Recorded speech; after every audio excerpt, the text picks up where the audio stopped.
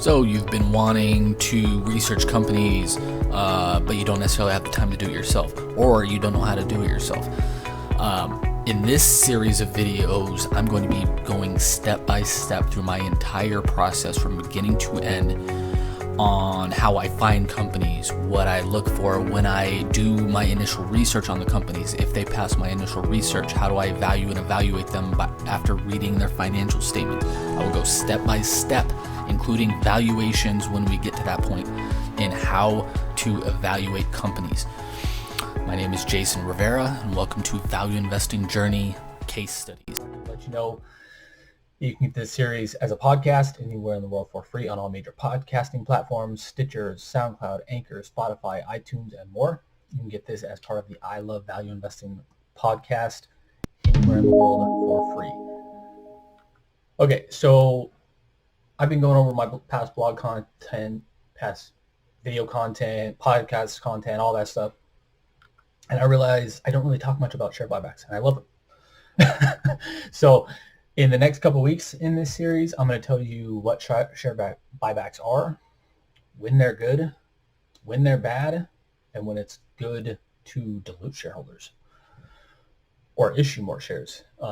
Not really dilution in that case, but issuing more shares is the proper terminology. Today, I'm going to focus on what share buybacks are. So I'm going to bring in Investopedia over here on the other screen, and then I'm going to tell you what this means in a real world sense. So a buyback is also known as a share repurchase. This is when a company buys its own outstanding shares to reduce the number of shares available on the open market. Companies buy back shares for a number of reasons, such as to increase the value of remaining shares available by reducing the supply, or to prevent other shareholders from taking a controlling stake. So let me bring you back over here. So what does that mean? In a real world sense, that means let's say company A has 1 million shares outstanding. Let's go 2 million to make this example easier. So 2 million shares. They buy back over time 1 million shares. That means they have 1 million shares remaining outstanding. Why do companies do this? Companies buy back shares to reduce the share count, to increase earnings per share, mainly. The reason they do that is because, think of this like a pizza. I learned this actually from a student of mine. I know what buybacks are, obviously, but I was having a hard time kind of explaining it to one student in this training in an easier to understand way. And this student, or the other student, was a math teacher. So he explained it better than I did, and I told him I'm going to steal this, and he gave me permission to steal his example. So think of this like a pizza. You have an entire pizza at 2 million shares.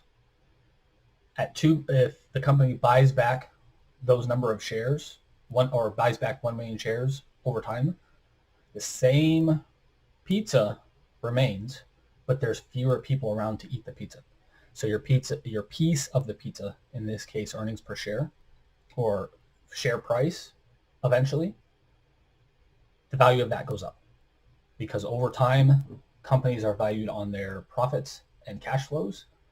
If the underlying value of of earnings per share or cash flow per share or whatever per share, operating profit per share, goes up, the value of the company goes up over time. The same thing is also true if you dilute shareholders, which we'll get to in another video.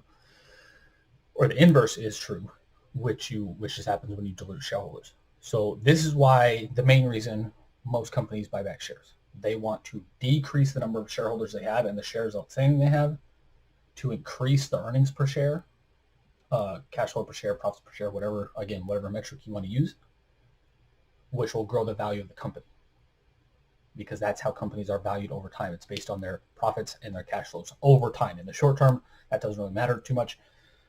In most cases, it doesn't matter too much. But in the long term, the values of companies are based on their cash flows and the profits they produce. If you shrink the number of shares outstanding, that increases the value of the shares, the individual shares themselves, which increases the value of the company. Is it financial engineering? Honestly, yes. In most cases, it is.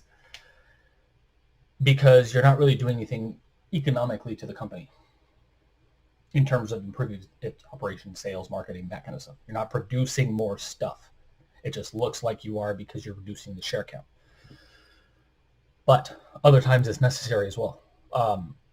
SoftBank is a perfect example. So SoftBank was massively undervalued, and its value was up here, and the underlying value of their shares were down here because of some controversies and stuff like that. So SoftBank has bought back an enormous amount of shares to close what's called closing the gap to the intrinsic valuation. So it's risen from here to here just by buying back the shares, because again, this is a real world example of a company I was going to buy back in March and couldn't because I missed out and I couldn't buy enough before it went up. But as of this recording, I think it's now up 80% in a matter of months, something like that, 60, 80% in a matter of months, because in large part due to its share buybacks. There's also been some other stuff like debt reduction, stuff like that. But in large part, it's been because it's share buybacks. So this is what share buybacks are. They're pretty straightforward, pretty easy to understand, but it's not always easy to understand when is the best time to buy back shares and when is the best time to issue shares, because there is a time that the company should issue shares. I'll get to those topics in the next videos, again, in the coming weeks. But until then, again, this video is short and sweet, shorter than most of my videos. But if you have any comments, questions, concerns, let me know in the comments below. If I didn't explain something well enough, if I missed something, should have explained something that I didn't, A, I might talk about them in future videos, but B, let me know just in case in the comments below. If you're listening on YouTube, like, love, share, subscribe, comment, and hit the notification bell so you're notified every time we release a new video. We're releasing new videos all the time. If you're listening on the podcast, like, love, share, subscribe, download, all that good stuff. And we also appreciate a review. The more reviews, views, and listens we get to our content, the more people we can help with this kind of stuff. So we really appreciate that. And if you're looking to become a better value investor faster, check out the resource below. You can get a free download and resources on how to become a better value investor faster. Thanks. I'll talk to you again soon. Have a great day. Bye.